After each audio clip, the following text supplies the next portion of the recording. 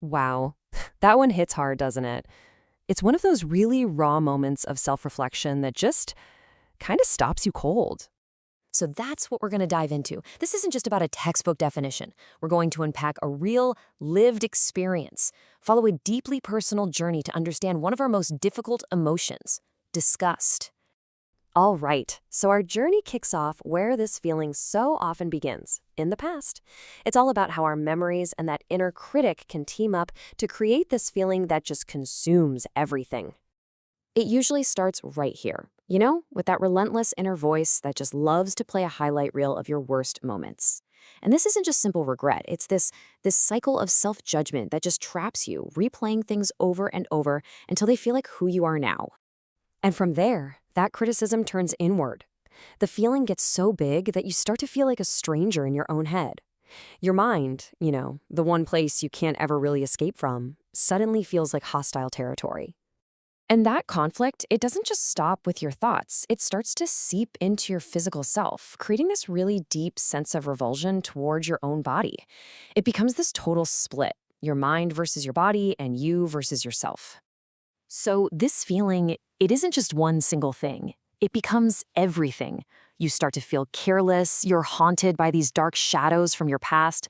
There's this sense of a disgusting presence that just moves in and takes over, pushing the real you completely out of the frame. Okay, so when you are completely consumed by this, when you've basically lost yourself in the middle of it all, the huge question becomes, how on earth do you break free? This right here, this is the turning point for the entire story.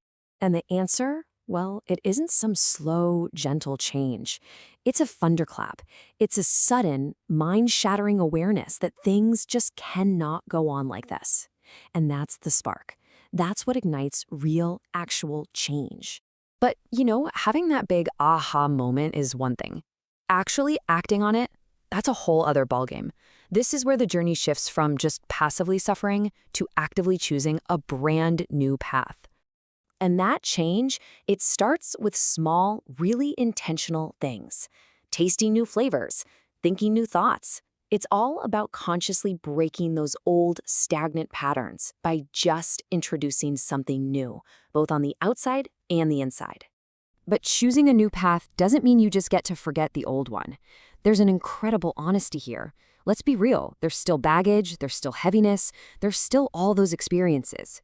The real magic isn't in trying to erase the past, but in trusting your own imagination to create a new perception of it all. This brings us to probably the most profound insight of this whole journey.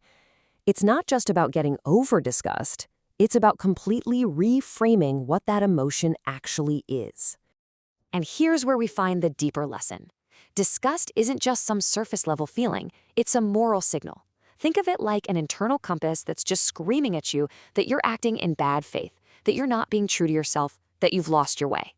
So when you realize that, you're faced with two very clear paths.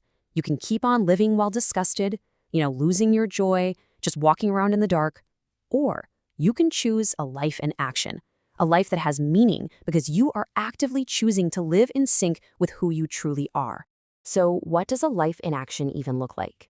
Well, this is the final stage of the journey. It's about moving from just understanding something to actually integrating it, moving toward a life of wholeness. This journey leaves us with some really powerful ideas. It's a reminder that your mind and body, they're not separate, and that real understanding comes from embracing opposites. Think about it. Pleasantness only has real meaning because disgust exists.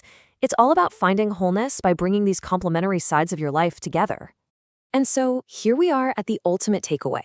This difficult, super uncomfortable emotion, it's not some enemy you have to defeat or a feeling you have to shove down. No, it's a messenger. And it's demanding your full attention because it has something absolutely vital to tell you. So this whole journey started with one person's story, but this final question, this one's for all of us. The next time you feel that deep sense of disgust with yourself, an action, a situation, what if, instead of turning away, you actually gave it your full attention? What might it be trying to tell you?